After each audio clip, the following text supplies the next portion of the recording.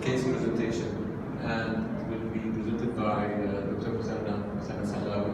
It will be a kidney transplant case. Hopefully to enjoy it. Thank you.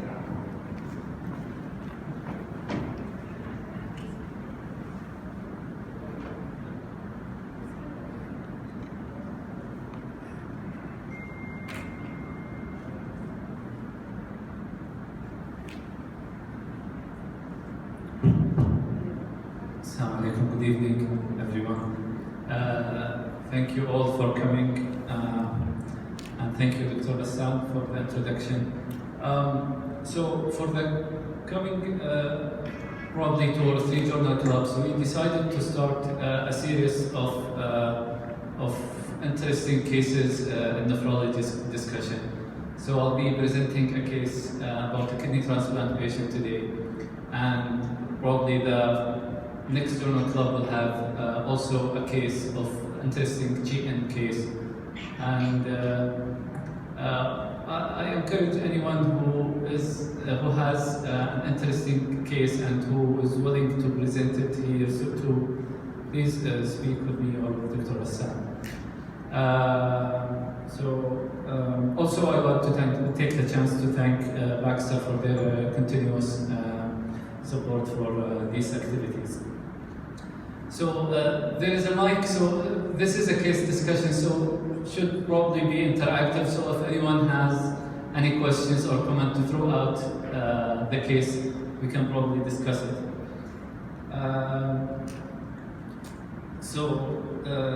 I've seen actually this case 10 years ago with Dr. Abdul-Qadir. I was a senior resident at that time, and I thought it was a very interesting case. So I wrote it that time, and they kept updating it. So this is a 59 years old Saudi gentleman who presented to the National Guard ER on January 2012 with 3 weeks history of generalized fatigability, anorexia, weight loss, abdominal pain, and rising serum creatinine. His past medical history was significant for type 2 diabetes, hypertension, dyslipidemia, and he was an active smoker, 28 back here. And he also has a background coronary artery disease for which he underwent 2 PCI. And he did a renal transplant in 2008. I will come into the renal transplant history. However, also he has a past surgical history so he has an abdominal aortic aneurysm, and 1 month before this presentation he underwent a surgical repair that included stenting of the aneurysm and open arteriotomy for both femoral arteries and balloon dilatation of the right external iliac artery. So his renal history, he has end-stage renal disease, and in 2005 he was initiated on hemodialysis through a tunneled catheter. And 3 years after, he went to Pakistan and he underwent a living unrelated kidney transplant. And since then, his baseline creatinine has been between 100 and 110. His medication, so when he presented, those were his home medication: Silsip 750 milligram BID, prednisolone 5, Advagraph, amlodipine, lisinopril, insulin, Lipitor, aspirin, and vitamin D. So he came with a 3-week history of vague abdominal pain, fatigue, and weight loss. There was no history of vomiting, no diarrhea, and no fever. No urinary symptoms or recent use of non-steroidal anti-inflammatory drugs. The other review of system were unremarkable. So in the AR, his blood pressure was fine. He was afebrile, saturating well in room air, yet he was tachycardic at 110. Clinically, he seemed volume depleted. There was no graft tenderness, and there was nothing else significant in the clinical examination. So the initial workup in the AR showed that his creatinine was around 160. CBC was normal. Urinalysis, there was no protein with trace blood. Microscopy was done and was bland except for a few RBCs. Urine electrolytes was not available. His FK level was 5.3, which is fine for someone like 3 years after transplant. His CRB was 23, CMV was negative, complements were normal, blood culture and urine cultures were negative. Chest X-ray was unremarkable, and the ultrasound was done, and there was of the graft, and it was normal, and specifically there was no hydronephrosis. So the initial impression was Before that, yes. what was his baseline? Creatinine baseline was 109, between 100 and 110. So he came with 160. The initial impression, we thought that he's having volume depletion causing worsening in the graft function. So he was started on IV fluids. Serum creatinine improved for a few days. However, after that, it started to rise rapidly within a few days, reaching 300. So, if I may, I want to stop here and ask for any impression or opinion at this point. If anyone has any comments, تفضل. السلام عليكم. تفضل عليكم السلام. الاوريجينال كيدني ديزيز diabetic kidney disease. I'm keeping it to the last. This is the only information that I'm hiding for now. Bear with me. طب البانكريات ريشيو. Yeah. Sorry? بانكريات ريشيو البي او ان بتاعته كام؟ The BUN was, if it's not here, then I don't have it. ايوه يعني عشان نميز برينال من رينال. Yeah, I'm not sure about that. Urine lights were not done. He was given IV fluid anyway. طب في نقطة بس مش كلير، فكرة الاورتيك انيوريزم كان معمول قبل البرزنتيشن دي بشهر؟ Correct. كوركتد والبلاد فلو اللي وصل الكدني كويس. صحيح. طب فكرة انه كان معمول للفيمورال فين او الفيمورال ارتي معمول لهم لايجيشن حاجة كده مش فاهم. Yeah, so this is the surgical report that he came with. So this surgery was done in National Guard, but not AlAhsa in Riyadh.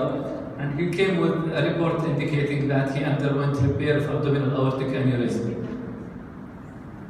And so there was. Infrarenal or above renal? Sorry? The aneurysm. As far as I remember, it was infrarenal.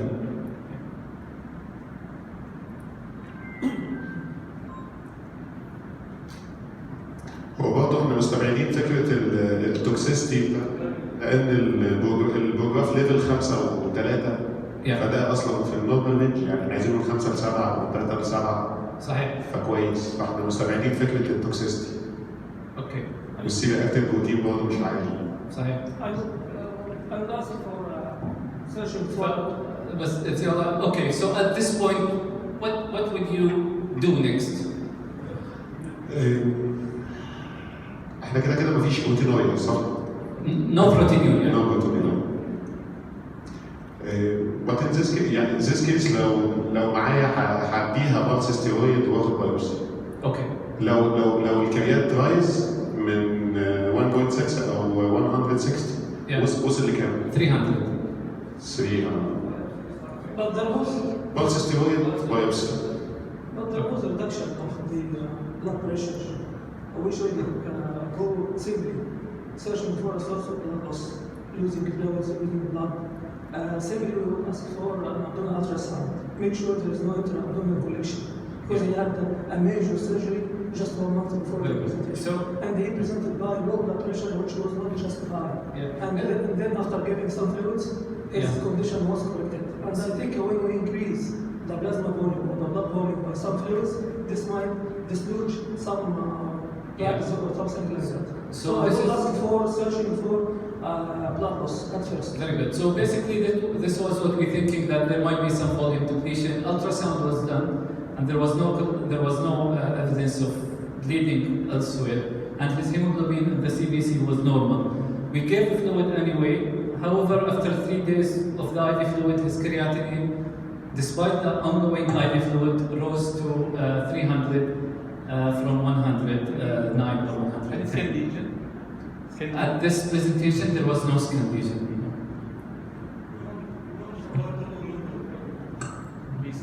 ما سمعت دكتور كرم.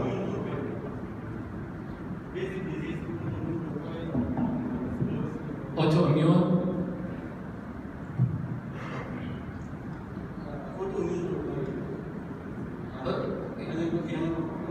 Very good. So the complements and A were done.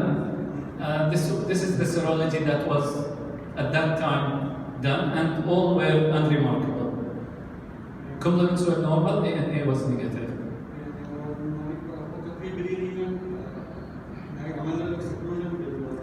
Pre-renal, so initially we gave the IV fluid. He was hydrated, volume-wise, he was adequately resuscitated, but this was not reflected in his kidney function. The kidney function was going the opposite direction. Ultrasound, as I said, the ultrasound Doppler was normal. The graft, yeah.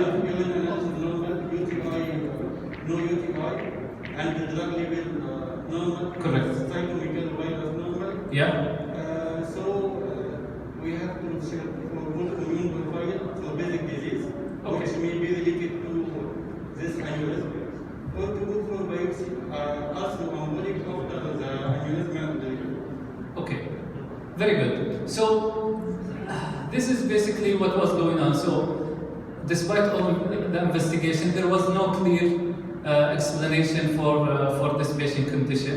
You know, at that time, those are the investigations that we could have done. There were some investigations that were not available. But at that point, this was the main investigation that we would ask for before going to kidney biopsy. So I agree. Then at this point, team decided to go for kidney biopsy.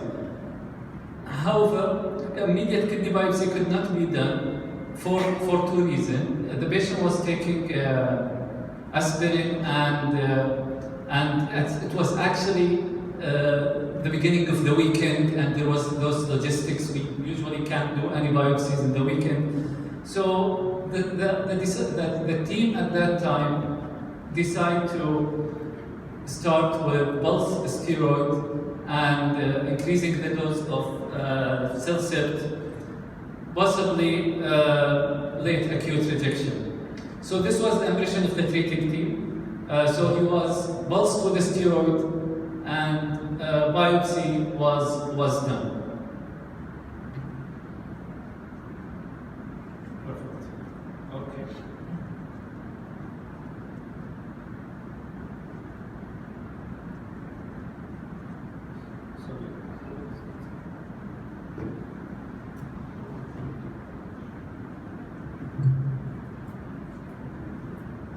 Okay, so biopsy was sent to National Guard Riyadh, and this was the patient biopsy. This was the graft biopsy. So basically, it did show some patches of tubular atrophy and infiltrates of the monocyte. However, there was no clear evidence of tubulitis or rejection. So what actually striking in this biopsy is this empty biconvex needle-shaped cleft. This is characteristic of cholesterol embolization.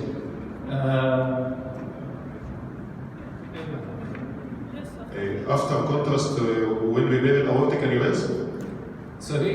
When we made an aortic aneurysm? So he had aneurysm repair and major vascular intervention 1 month before this presentation. So this is always characteristic and definite of very definitive of cholesterol emboli. They usually call it cholesterol cleft, or sometimes they call it the ghost. And now coming back to your question, what was his kidney disease? Interestingly, his kidney disease of the native kidney was also cholesterol embolization after BCI for his heart. And this is why this case actually was written and published in the Saudi Journal of Nephrology, because it was actually not reported before that a patient lost his native kidney, and then late years after he lost his transplant kidneys because of cholesterol embolization. In the first presentation though, he had actually, because he actually was following with us also, with Dr. Wasim in National Guard, and he had at that time some features of cholesterol emboli in form of bluish discoloration of the toes, and he also did have eosinophilia. This time there was no clear, there was no any skin changes, complements were normal actually, and after reviewing the literature actually, the complements are low in only about 40 to 50% of the cases, so meaning that half of the cases with cholesterol embolization may have normal complements level. So unfortunately this patient continued to deteriorate rapidly. He was shifted to ICU, CRRT was started, and 1 week after the patient passed away. So just a quick review of cholesterol embolization. So it is actually, even in native kidneys, it is not common, but it is well reported and described cause of acute kidney injury. Some studies suggest that the incidence of cholesterol embolization in native kidneys is between 0.5 to 2.5% as cause of CKD, depending on the characteristic of those populations studied. Cholesterol embolization in kidney transplant is extremely rare. In one study, they reviewed hundreds of biopsies with patients, hundreds of graft biopsies in their center for those patients who have worsening kidney graft function. And they find that the frequency of cholesterol embolization as a cause of graft dysfunction was less than 0.5%, was around 0.4%. However, nowadays there are some exceptions, and we are already expanding the criteria for donors, and also the increased frequency of elder donor and recipient. Cholesterol embolization sometimes can arise from the even donor vessels. So, it should always be in the back of the head when you see a patient with deteriorating kidney function after a major vascular intervention. So the classic and the definite diagnosis is by biopsy, which usually showed the interluminal, showed the presence of interluminal rhomboid transverse section, needle-shaped cleft. Sometimes they define it as ghost. So, although there is a triad of livedo reticularis, renal failure, and eosinophilia, it's not always the case. You might not see livedo reticularis in all cases. The manifestation is variable, and the symptoms are not very specific. The risk factor are old age, peripheral vascular disease, severe atherosclerotic disease, and repeated. One of the important risk factors is repeated invasive procedures, vascular procedures. So, yeah, the laboratory abnormalities, as I said, are non-specific. ESR are high sometimes. Hypocomplementemia, around 40% of patients will have hypocomplementemia. Urine sediment, not very helpful, might show little protein with or without hematuria. Again, this is the same, this is the characteristic appearance of cholesterol clefts within the interlobular arteries. The morbidity and mortality are very high in those patients, and usually death occur because of cardiovascular cause. Most of the majority will progress to CKD requiring dialysis. The problem with cholesterol mobilization is that there is no definite or evidence-based treatment for it. Some studies suggest that statin might be helpful in stabilizing the plate. However, no firm recommendation can be given on that because there was no good evidence on statin. Some studies suggest that steroid can be helpful, while some studies found that steroid did not impact the outcomes. What is important here is to prevent further episodes. How can we prevent further episodes? Any vascular intervention in a patient who already has a clinical cholesterol embolization should be avoided and is actually contraindicated. Usually, a conservative approach should be adopted, avoiding anticoagulation, angiography, and any vascular surgery is probably the best available option to prevent worsening or progression of cholesterol of this condition that carries high mortality. So, in conclusion, cholesterol embolization is actually an under-recognized condition. To be honest, while we were dealing with this patient, no one thought about cholesterol embolization until we saw the biopsy. We had very broad differential diagnosis, but cholesterol embolization was not featured in that differential diagnosis. So we should always include it in the differential diagnosis of acute renal failure in any elderly patient with recent angiography or other vascular intervention. Sometimes the onset could be delayed, and this might obscure the causative link. I mean, if a patient had a vascular surgery, then a few days later he'd come with acute kidney injury, well, you will think about it, but sometimes if the presentation is delayed, then probably this will sometimes make us will not make us consider it in the differential.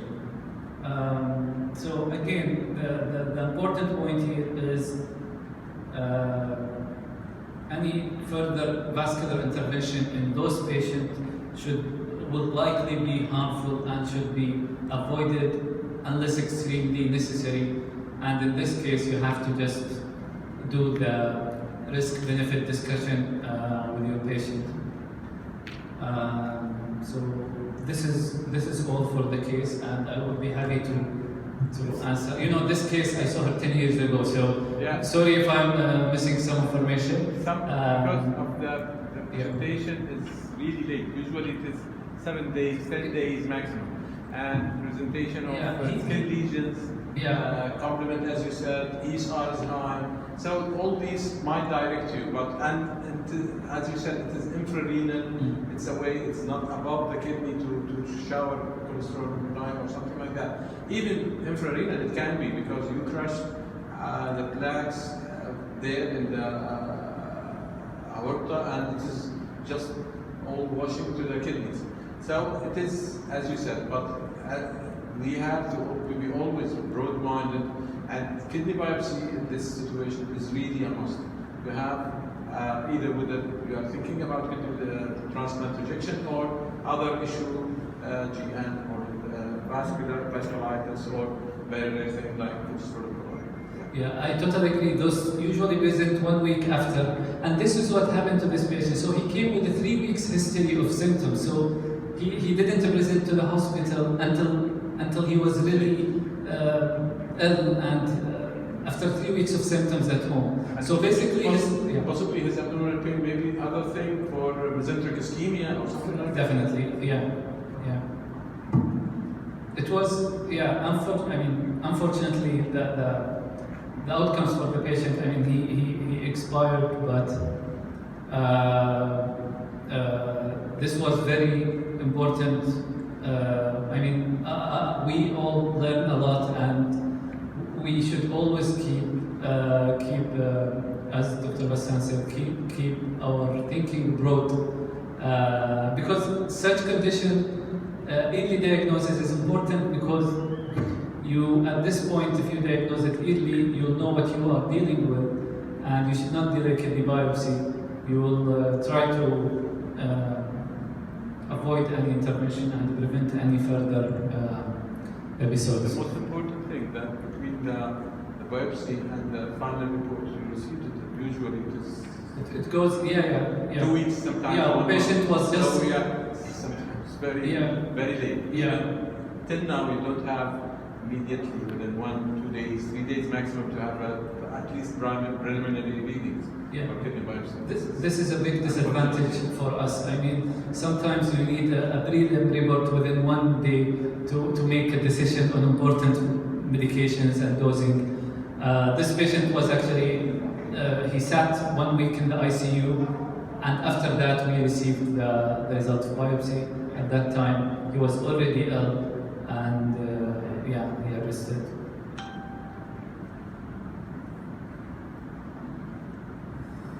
Any question? Any point need to be? Thank you, Dr. Muthana. It was really very nice. Yeah. Thank you. I wonder, because I'm seeing Dr. Aziz, our colleague from pediatric, I wonder if pediatric patient, I mean, is cholesterol embolization something happened to pediatric patients? Oh, okay, so it doesn't happen in pediatric. Okay. Thank you very much. Thank you for your attendance today. And hopefully that we'll have next time. We were discussing the issue with Dr. Muthana as it might be clinical pathological meetings. I mean, to bring slides and maybe pathologists will be with us and make it more. Next month actually. The next journal club. The next journal club actually is. So from now, if anybody has interesting case, pathology, kidney biopsy, whether Aziz, adult, pediatric, it can be helpful and nice to be discussed. At least train ourselves back with the biopsy, because most of us are following the pathology as frequent as we. Exactly. So from now, just please, and if anything, certain cases, just contact with Mr. Majid and he will keep the records and all that for the next meeting. Next meeting will be another case, but it will be a GN case with very interesting findings and biopsy discussions. Hope to see you next time. Thank you all for coming. Thank you for all. Thank you very much.